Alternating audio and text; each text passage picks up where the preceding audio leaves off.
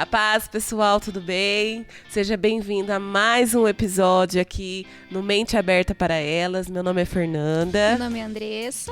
E hoje nós estamos recebendo uma visita ilustre da nossa psicóloga Samira Aquino. Tudo bem, Samira? Muito bem-vinda. Obrigada, boa noite. Só deixa eu arrumar aqui. Aí. Tudo bem, meninas? Tudo jóia, Samira. Tudo bem? Você é da Fonte da Vida, né? Sim. E você é psicóloga há quanto tempo? Eu atuo na área faz 17 anos. Só 17 Tem uma bagagem. anos. Um pouco. Ô, Samira, e você mexe mais em que área psíquica?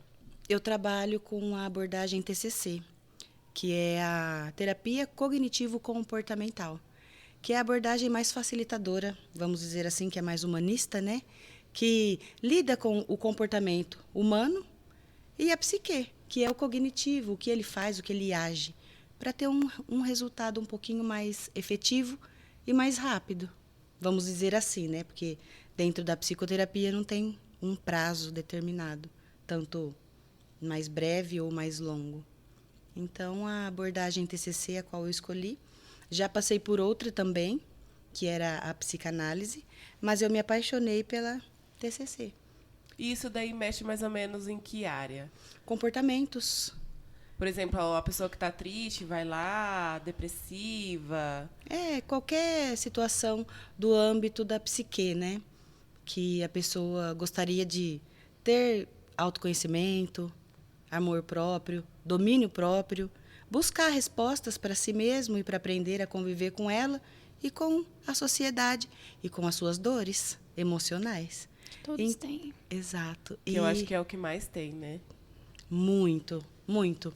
As dores emocionais, aquelas dores invisíveis, que muitos não dão muita importância.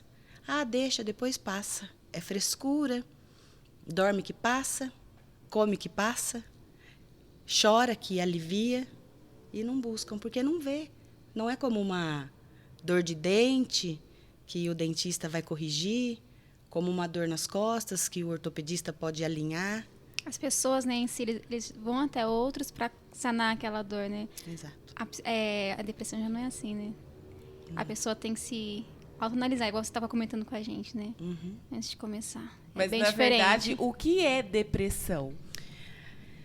A depressão é algo que machuca, é algo que dói profundo. Quem tem a depressão sabe o que ela é. Quem não passou ou está próximo de entrar numa depressão vai descobrir que é um distúrbio mental que acomete hoje mais ou menos mais de 300 milhões de pessoas no mundo. Muita gente. É muita gente. Ah, mas a depressão é algo que o tempo leva. Vai ler um livro.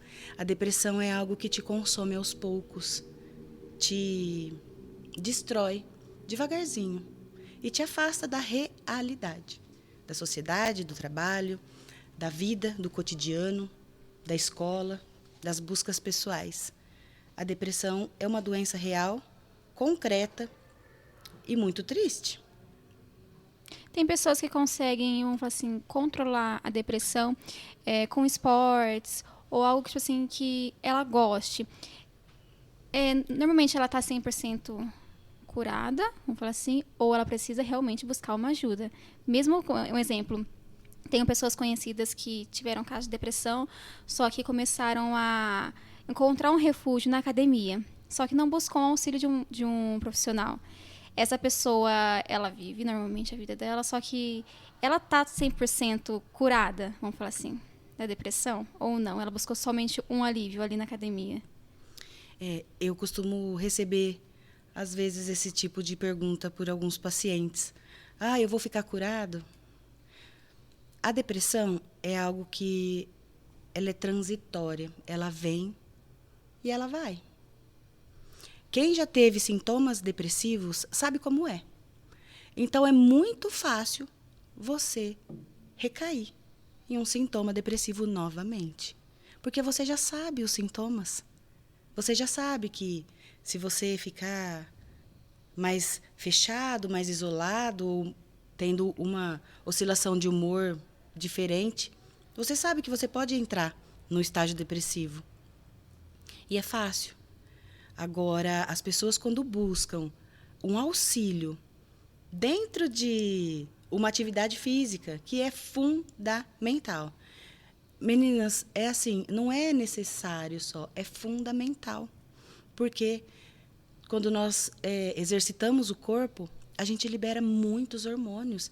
E está aí o hormônio da felicidade também, da satisfação, também aquele hormônio da saciedade. São vários. E que libera toda aquela angústia, aquela tristeza, e que muitas vezes a gente, quando não realiza nenhum tipo de atividade ou não foca no nosso eu, a gente não tem como trabalhar.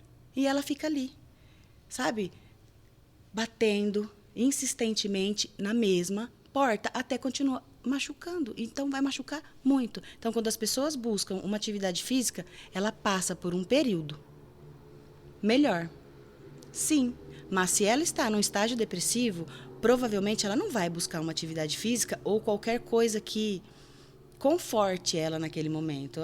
Vou fazer uma aula de música. Não, a pessoa não vai buscar mais ajuda. Então, ela tem que ficar atenta aos sinais básicos, né? E quando não se atenta, a família, os amigos, podem auxiliar, direcionando para profissionais capacitados, né? Médicos, psicólogos, psicoterapeutas, para que realize o tratamento, para que a pessoa consiga sair daquele fundo, porque ela se afunda. Sim, Literalmente. e não é todo mundo que tem esse apoio familiar, né?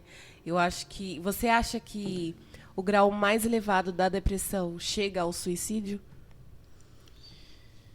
Olha, essa é uma questão que podemos falar que o mais profundo depende muito da perspectiva de cada um. Porque, para alguns, ele vai falar, o mais profundo foi quando eu fiquei no meu quarto uma semana. Porque era o momento que ele sentia, eram as dores dele. Mas claro que para quem está do lado de fora, tirar a própria vida, né?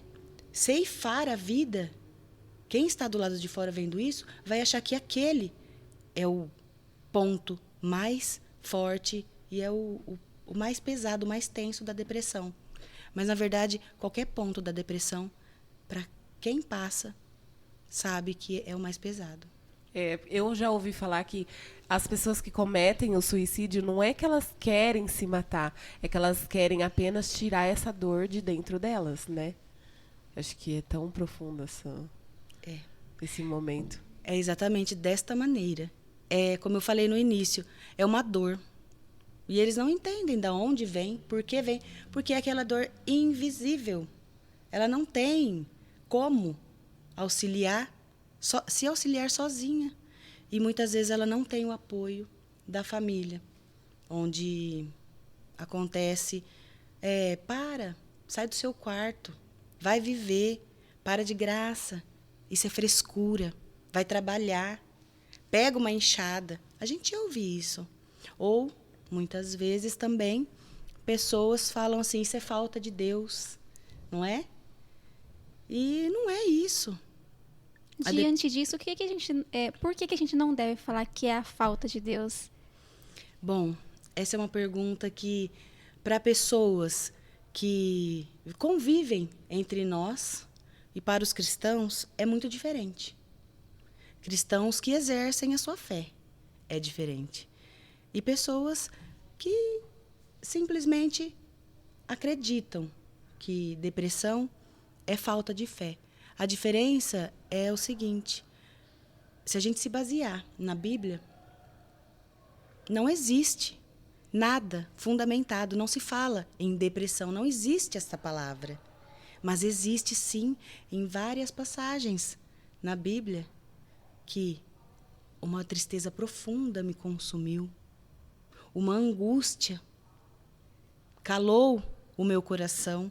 Temos muitas passagens diante da Bíblia hoje que já constata que a depressão não é por falta de fé. E temos muitas pessoas de muita fé que fazem parte da Bíblia, dessa vida com Cristo, né?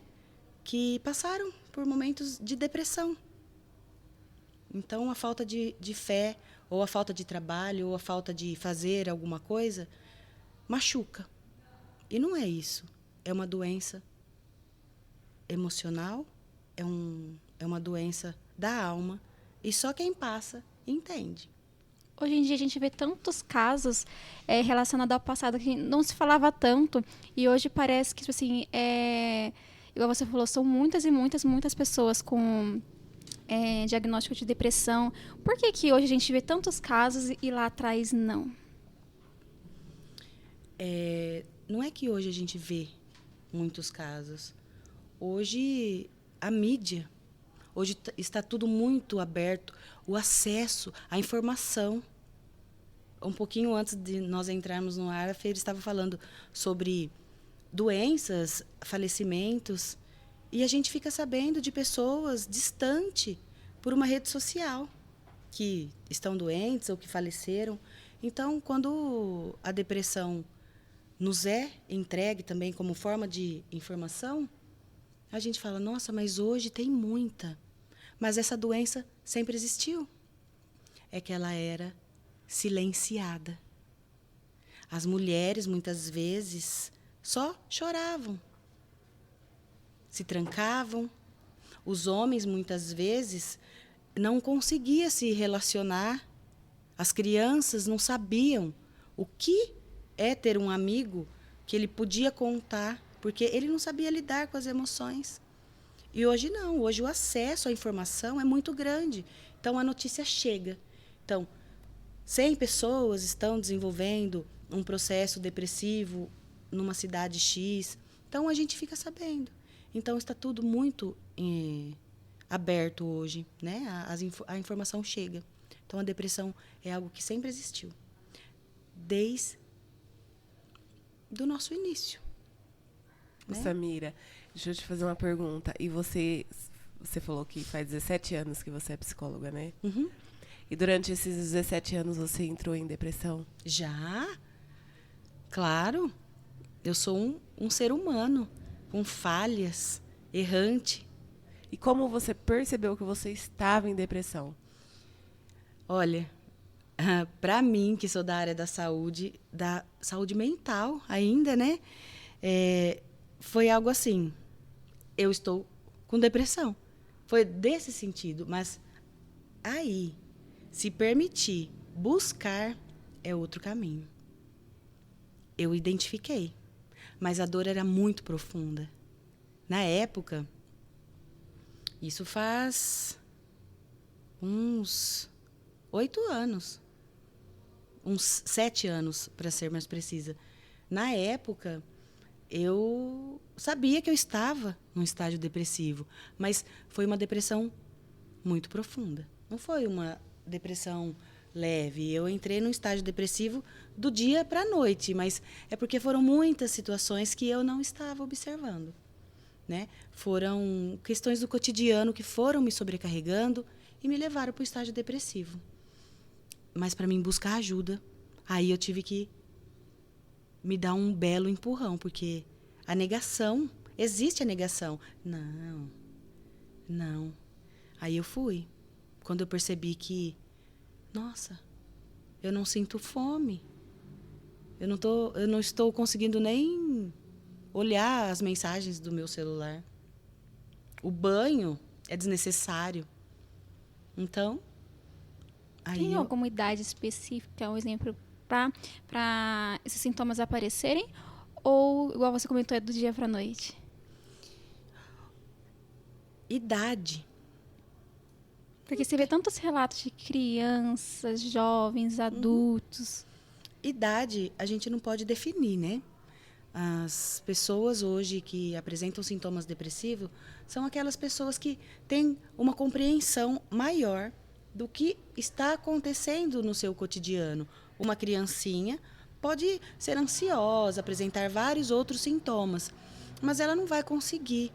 Uma criancinha que eu falo, bebê mesmo, não vai conseguir, mas uma criança entrando no estágio de pré-adolescente para adolescente, ela já entra, sim, em estágio depressivo, principalmente pelo cotidiano, pelo que a vida dela é, pelo meio, pelas dores da alma, pela interpretação que ela tem.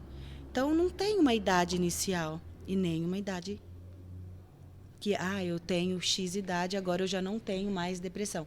Muitas pessoas falam assim, você pegou depressão. A depressão não pega. Ela é desenvolvida.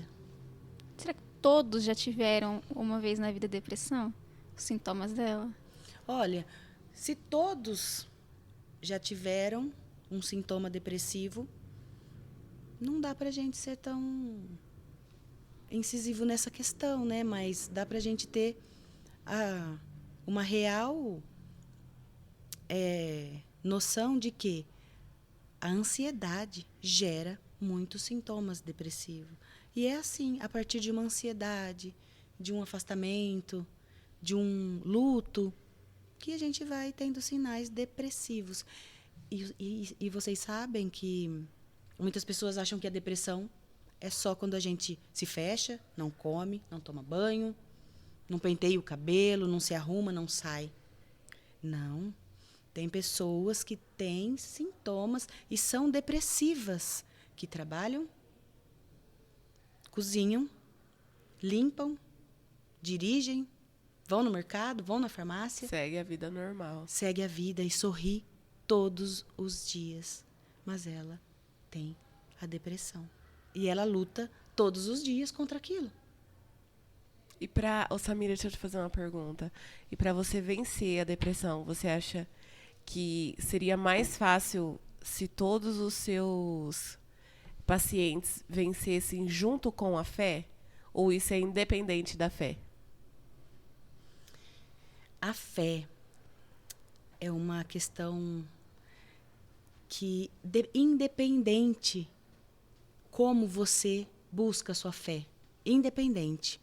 A fé, ela libera defesas para o seu organismo que combate sintomas depressivos. Ela eleva os seus níveis de hormônios. A fé faz com que você busque conhecimento para curar, para se curar. Então, eu não falo simplesmente por um conceito meu. Não. A fé, quando a pessoa apresenta uma fé e ela, sim, pratica e tem a busca diária ou aquela busca incessante por uma cura, porque ela acredita em algo, a importância da melhora no estágio depressivo é muito grande. Porque as pessoas buscam algo para se saciar. E a fé faz isso. Supre. Porque a pessoa busca reconhecimento em alguma coisa. E a fé é muito importante nesse momento. Entendi. Porque tem muita gente que tá depressiva dentro da igreja, tem a fé, e as pessoas falam assim, mas você não tem Jesus, você não segue, você tá com depressão. Deve ter muitos casos na sua clínica com isso. Muitos, até pessoas aleatórias, né, meninas? Não é só num consultório, não é só pacientes.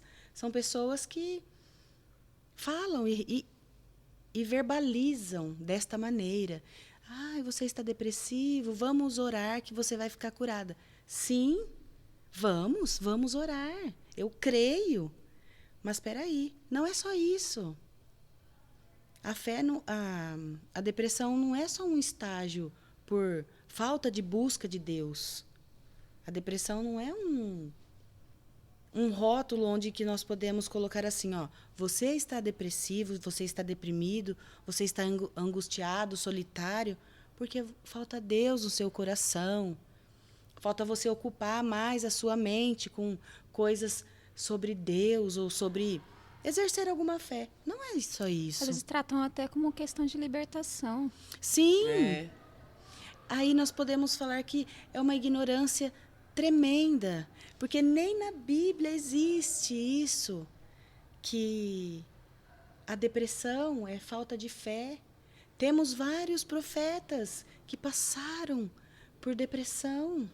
Elias é um desse, e é uma das minhas passagens favoritas, né?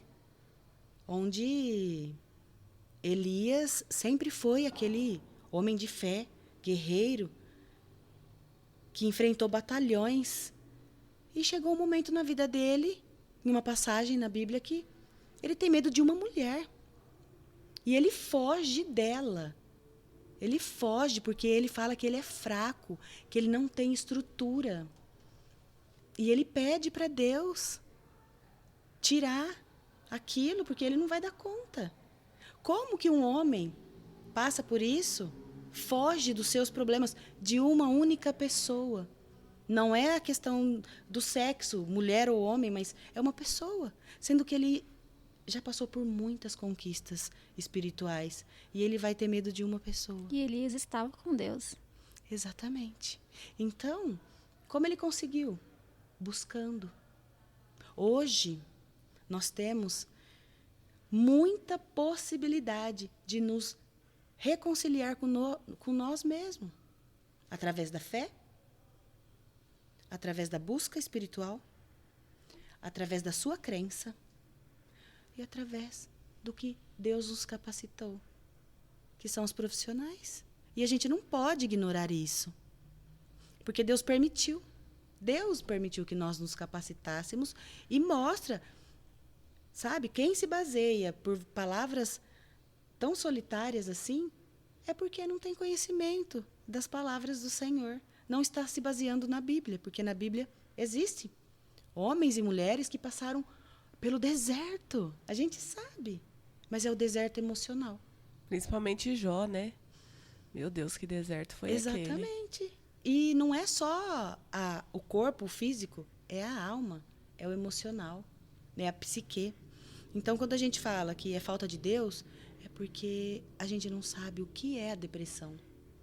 A gente precisa buscar mais a fundo e, sim, estender a mão. Ao invés de, é falta de Deus, busque uma igreja. Sim, oriente, claro. A igreja é muito essencial, seja qual for a sua fé, não importa.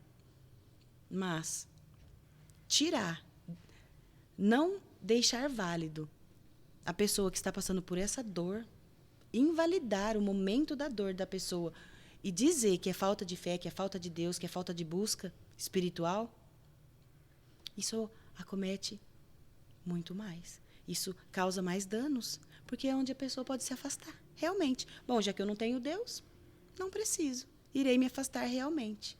Então, onde ela se afunda mais ainda. Nossa. Ô, Samira, deixa eu te fazer uma outra pergunta. Quando a pessoa vai lá, chega lá na sua clínica, como você diferencia uma pessoa que tem ansiedade com uma pessoa que tem depressão? Sim. São sintomas, às vezes, muito parecidos. Porque eles estão relacionados. A ansiedade, vou explicar um pouquinho rapidinho. Ansiedade, transtorno de ansiedade e transtorno depressivo é diferente. Eu tenho ansiedade. Sim, todos nós temos ansiedade. Ansiedade é um estágio onde nós vamos fazer uma viagem e aquelas borboletas no estômago e a gente perde umas horas de sono, mas... Cria aquela expectativa, Exatamente, né? Mas passou, acabou. É um aniversário, deu aquele... Passou. Simples, ela continua vivendo. A pessoa que tem o transtorno de ansiedade, já vem daí, transtorno. É quando um único assunto, sempre repetitivo, sempre martela. Não só um assunto, vários. E aquilo vai angustiando.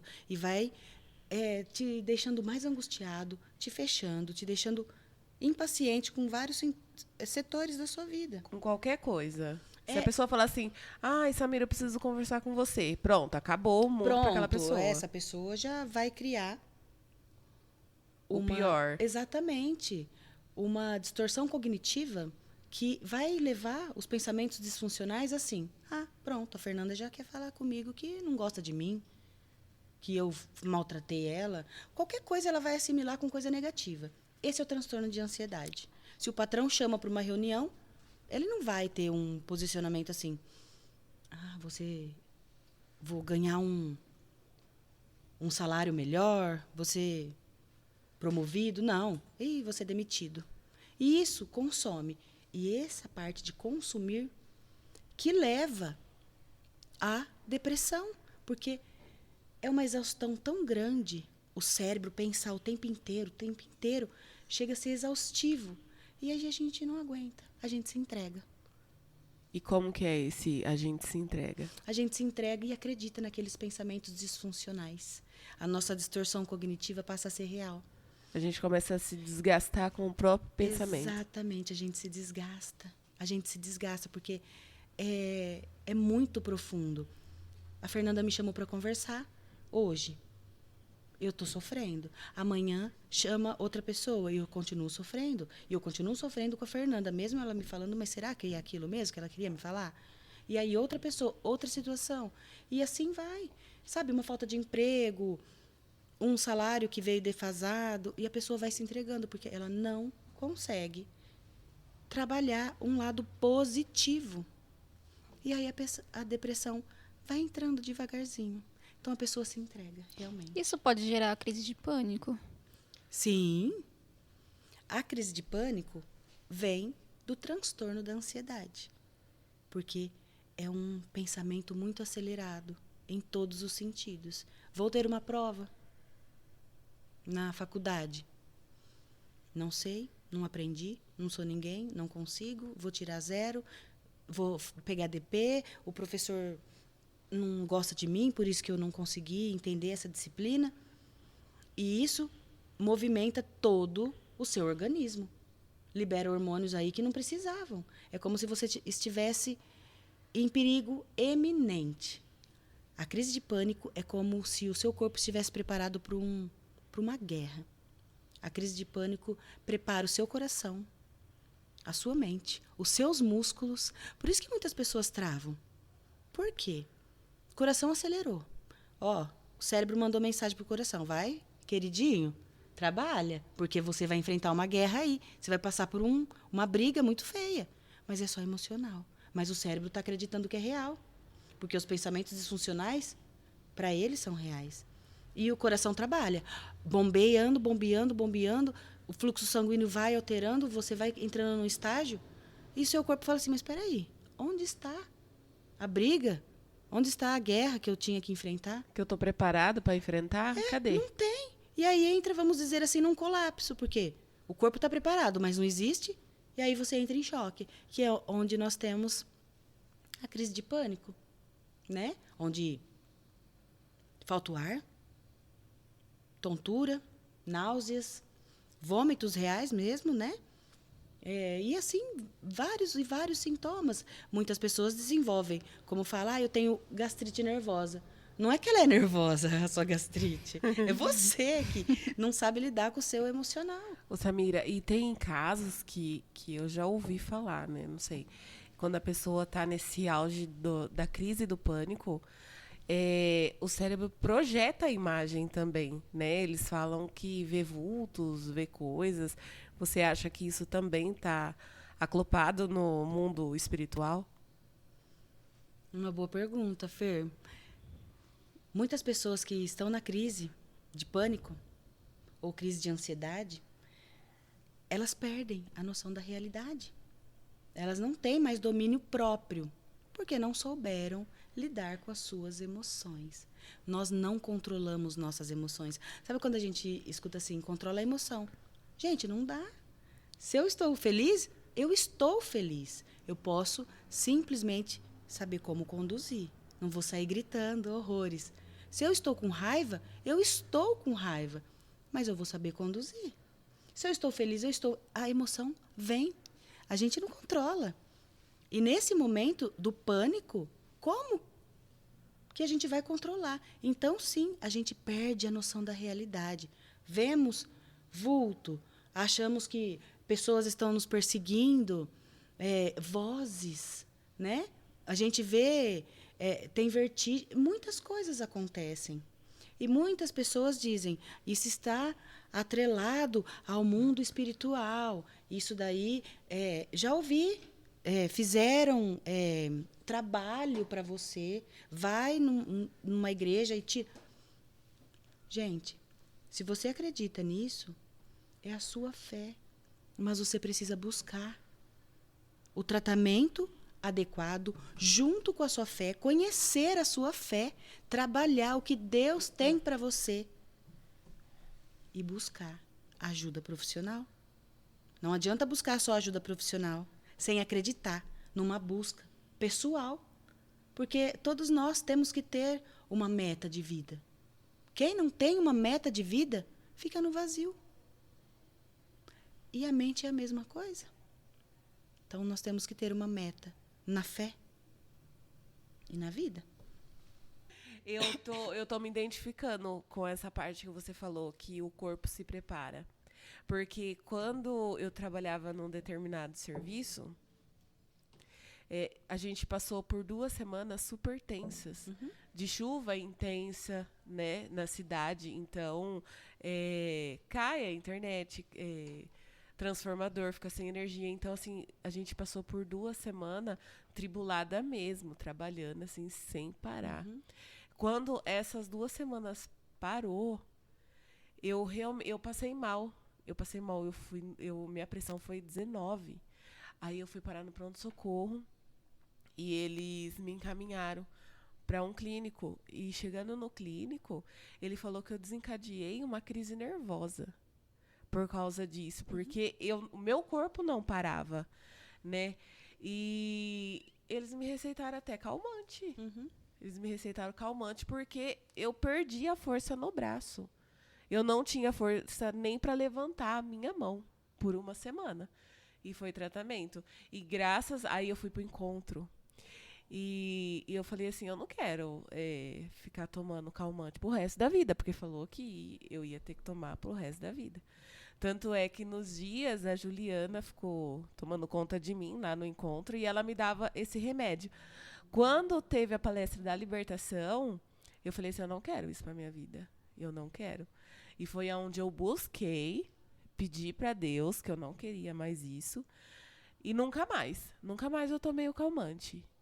Só que, porém, quando eu passo um estresse, um nervoso, uma preocupação, o meu corpo acho que faz isso, né? Meu cérebro natural. prepara o corpo e eu perco a força. Porque eu também já tive situação, tipo assim, por exemplo, eu ia fazer determinada coisa, só que eu ficava, ai, meu Deus, dava aquela coisa de o corpo não tá preparado. Isso. E aí dá aquela coisa, aquela ansiedade mesmo que deixa, dá fraqueza no corpo.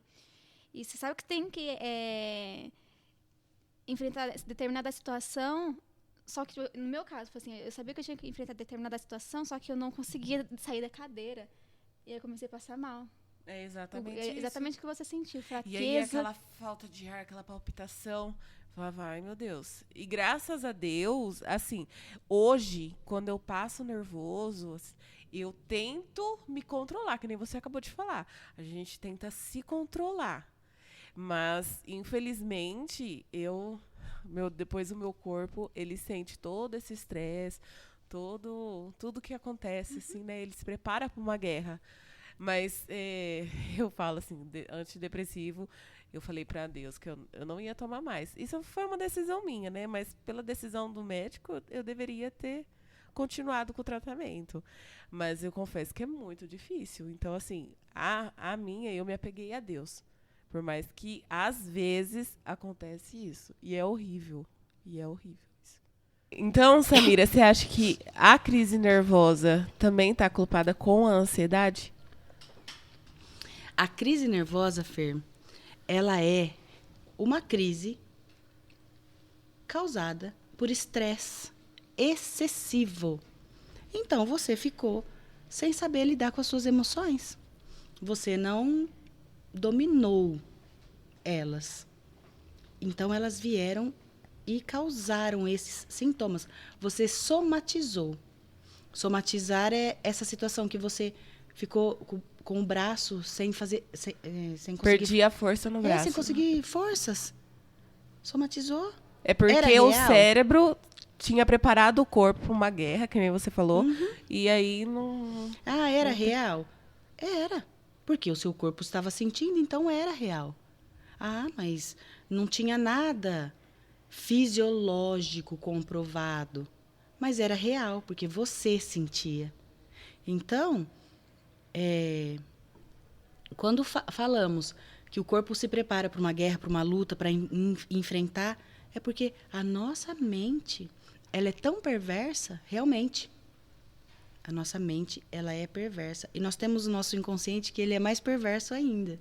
Porque ele pega todos os nossos medos, os nossos traumas e joga lá no nosso consciente para que a gente tenha todos esses tipos de pensamentos, inseguranças, medos e nos deixem sentindo isso que você sentiu. Então, se você foi parar no hospital, tomou medicamento, tomou antidepressivo para tentar dar uma melhorada aí, foi a melhor iniciativa, porque sozinha ia entrar naquele estágio onde você iria se entregar.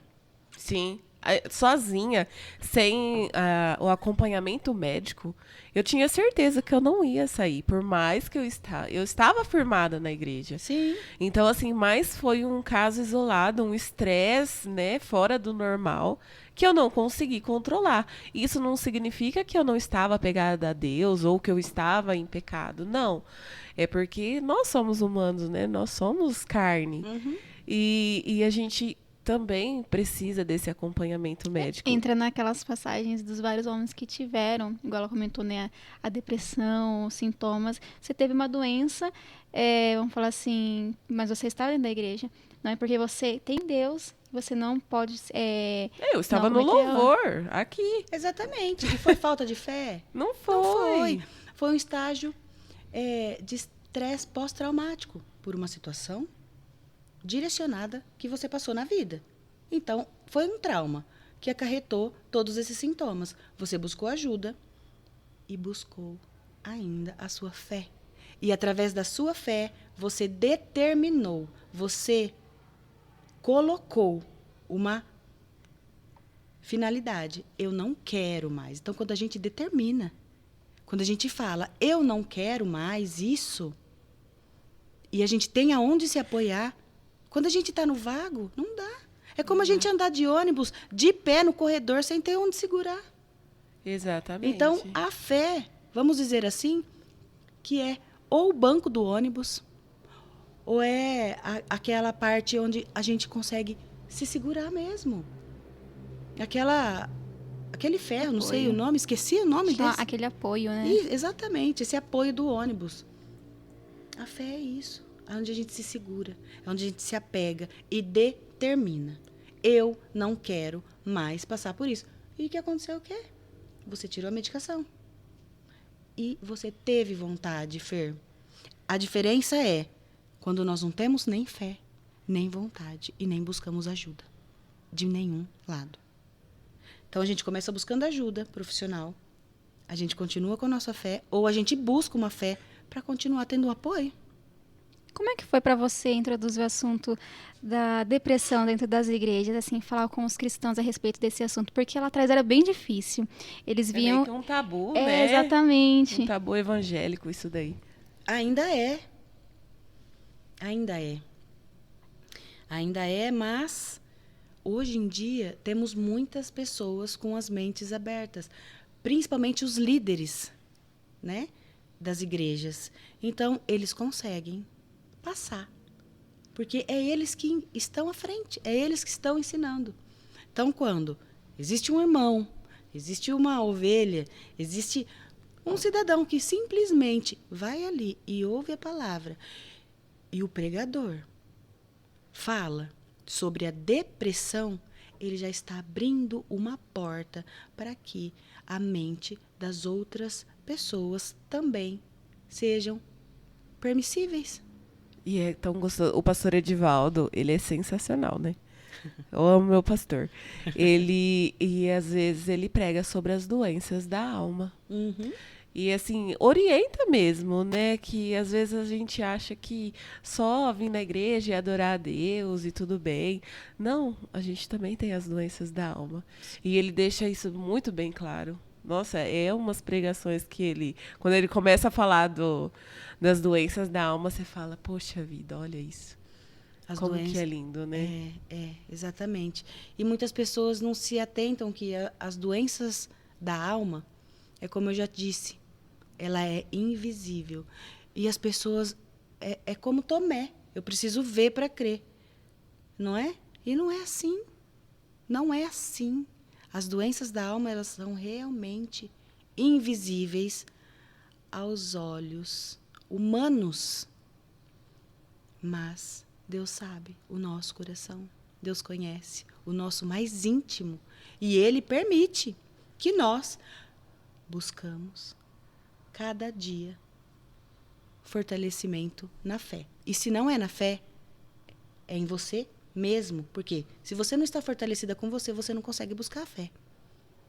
Então, uma coisa está junto com a outra. E buscando a fé, você vai conseguir também fazer um tratamento com um profissional da área. Então, a gente nunca pode tirar o mérito de ninguém que diz, olha, eu passei por uma depressão e eu venci. Isso a gente tem que falar assim, parabéns. A gente tem que ser a primeira pessoa a abraçar essa pessoa, porque a dor é intensa. E se ela falar assim, foi Deus que me curou, a gente acredita, porque é a fé dela. Tá tudo na mente, né? Ô, Samira, e o que te curou? Ou qual que foi o ápice? Você falou assim, preciso de ajuda, preciso sair daqui. Não posso mais ficar aqui nesse fundo. O que me curou, de verdade, foi a minha fé. Eu acreditar. Não somente em Deus, não é só isso. É eu acreditar que Ele me ama como única. Ele me deu a chance. Ele me livrou da dor que eu não pude me livrar. Ele que me livrou. Então, é saber reconhecer que eu tenho limitações, busquei ajuda profissional. O meu médico foi maravilhoso. A minha psicóloga também é maravilhosa. Porque eu sou da área da saúde mental, mas eu preciso de acompanhamento. Claro, eu faço terapia semanalmente. Você imagina ouvir relatos Né? e relatos de tantas pessoas também precisa, né? Sim, eu busco. A gente precisa se curar. E não é só no meio físico que eu vou me curar.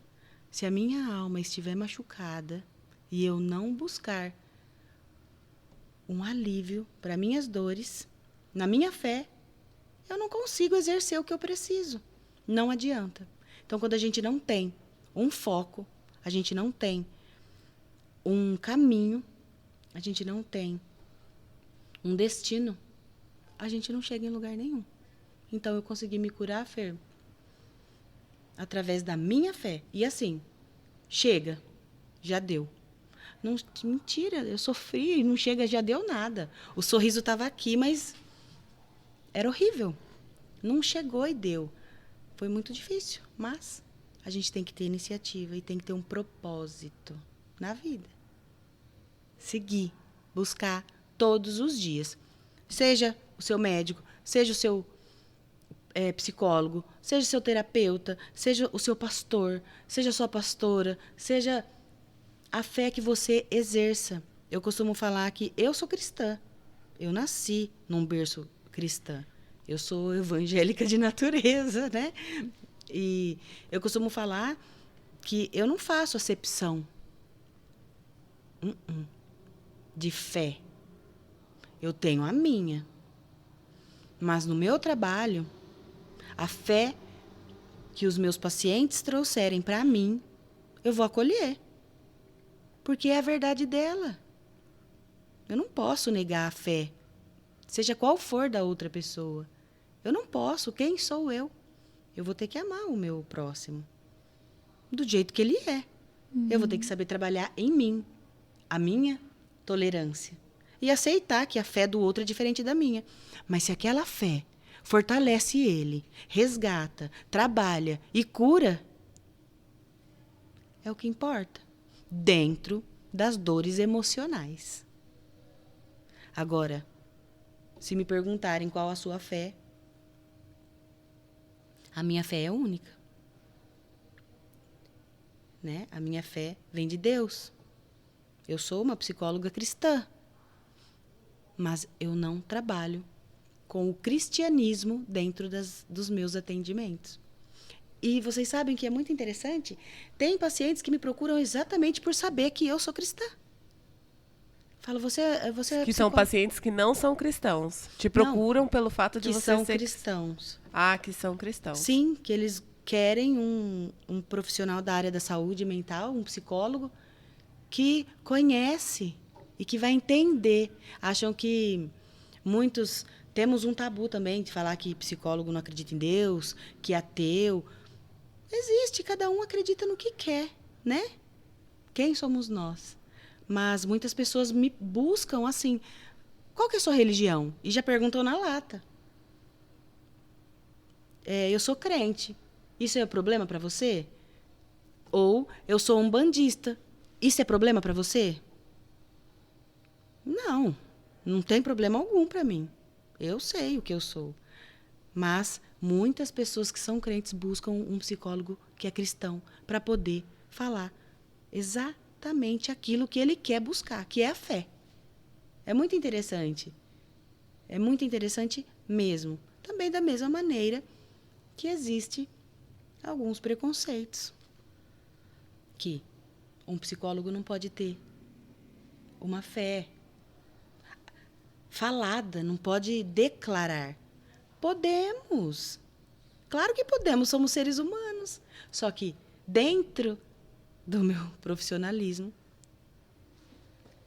eu sou neutra. E você já chegou a perder pacientes por você ser cristã? Não. Nunca? Não. Nenhum. Acho que, claro, a gente perde pacientes por N motivos, né? Porque ele já se deu alta. É porque ele não mudou de cidade, não quer mais, não teve empatia, não se sentiu acolhido. Vários motivos, e isso também não é problema nenhum. Mas por eu ser cristã... E como foi para você a escolha dessa profissão? O que te motivou? Eis a questão. Sendo bem sincera, eu sei lidar muito bem com as dores. Principalmente dos outros. As dores... E isso eu fui descobrindo ao longo do tempo. Tá? Amigos que traziam o assunto. Tá. E eu não sofria com aquilo. Nunca sofri. E eu falava, gente, será que eu tenho algum problema? Será que eu sou uma pessoa fria? Será que eu sou... Eu sou o quê? Eu sou... Não. Até eu descobri, na minha juventude, que existia psicologia, porque, né? Falei, é isso, então, eu vou por esse caminho. Porque eu sou da área de humanas. Não tem outra área que eu me enquadro. Não tem, gente. Sabe por quê? Eu não sou da área de exatas, porque eu sou uma psicóloga descálcula. Eu tenho descalculia. Os números e a gente não se bate. Então, eu e os números, a gente... Passa longe. Eu não gosto de biológicas. Não me atrai. Acho interessantíssimo. Acho uma área maravilhosa. Mas não é que me atrai. Aí, vamos para humanas. Tudo. Humanos, tudo. Tudo que tem o ser humano eu quero. Quero conhecer, quero descobrir, quero ouvir, quero... Então, foi bem nessa área aí. Por que eu me tornei psicóloga? Porque eu sei lidar com as dores. Eu não sofro. Eu acolho. Eu sou sensível. Eu sei dar conselhos quando não é na área profissional. Sei dar conselhos como amiga. Sei ser profissional, mas eu descobri que é isso. E você ajuda até os bichinhos, né? Os animalzinhos. Eu acho tão lindo isso. Eu já sofro, eu já não ajudo por causa disso. Eu sofro. Mas você não, né? Eu sempre vejo seus status, você tá lá fazendo a feira de doação dos bichinhos, né? E de resgate também você faz isso. Você não sofre? Olha, é aí que pega. Eu sei lidar com as dores do ser humano, porque ele é racional. Ele sabe falar, ele sabe responder, ele sabe se posicionar, ele sabe buscar. Ele sabe aonde tem o conforto, onde não tem, onde ele é bem-vindo, onde ele não é. Sabe pedir socorro, né? Isso. E eu sou uma protetora. Sim, uma protetora da causa animal. Defendo a causa animal, defendo a causa também. N causas, né? Mas lidar com os animais, para mim, é mais difícil. Então, eu cuido deles. E muito, né? Porque eu vejo cada coisa que você faz por eles. Né? Eu cuido deles. Gente, que coisa mais linda. Nesse caso, eu cuido deles, mas o foco é manter o ser humano bem, para que ele cuide muito bem de si e dos animais também. E da vida, né? Do geral. A vida hoje sem um foco, a gente foca na depressão. Você queria deixar algum recado para uma pessoa que está se formando em psicologia e para um paciente também? Deixar algum recado para que eles possam ouvir alguém que, tipo assim, fala assim, o meu sonho é fazer psicologia. Eu quero essa área para minha vida. Você, como psicóloga, queria que você falasse algumas palavras para essa pessoa e também gostaria que você falasse para um paciente, para alguém que sofre com sintomas da depressão. Uhum. Ai, gente, eu sou totalmente suspeita, né? Porque eu sou apaixonada pela minha profissão. Eu realmente sou psicóloga por amor. Eu sou apaixonada. Eu sei lidar com as dores do outro, mas eu gosto de resolver. Então, o recado que eu deixaria para um estudante de psicologia é: não desista. Continue. O trajeto é duro, é árduo. Muitas pessoas vão rotular você. Mas a sua satisfação vai ser recompensada. A satisfação vai ser algo que você vai ter para sempre. Então, o estudante é isso, não desista. Persista nessa luta aí, que não é fácil. Agora, para um paciente, não vou direcionar para um paciente, tá?